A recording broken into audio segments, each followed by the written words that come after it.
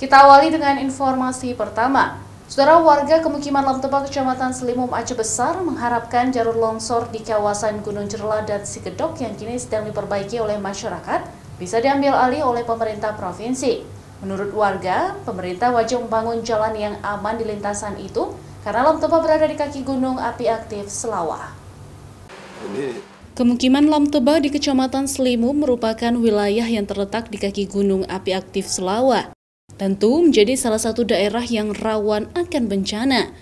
Masyarakat menjadi khawatir karena salah satu jalur evakuasi utama bencana kondisinya rawan longsor dan berpotensi memutus akses transportasi dua wilayah Kerung Raya dan Lamtebah karena longsor berat.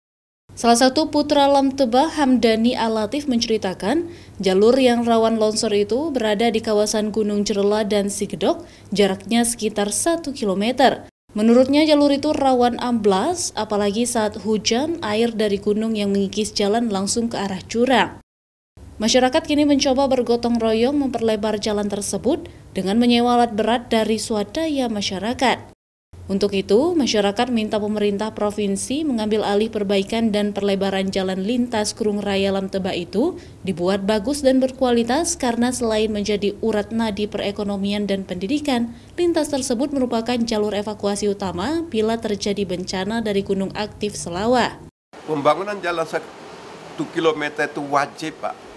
Wajib, dan kalau bisa yang tangani provinsi. Jalan ini harus dilihat oleh pemerintah salah satu sebelum bencana datang, jaga-jaga daripada pihak pemerintah, khususnya masalah jalan, itu harus aman. Ke arah Lamtebah sebelah kiri itu adalah bukit menjulang, lumayan tingginya. Kemudian sebelah kanan kita jurang yang dalam. Sedangkan badan jalan lebih kurang sekitar 4 meter. Kalau amblas saja sekitar 2 meter, kendaraan roda 4 nggak bisa lewat lagi. Ada 4 titik, bukan hanya 1 titik, 4 titik yang sangat kritis. Tinggal menunggu jebol. Jalan lintas longsor dan rawan amblas ini berada di lereng gunung dan jurang.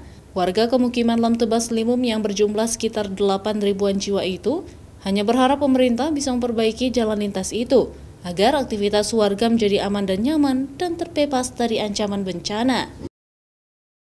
Mustajab, Kompas TV, Aceh Besar.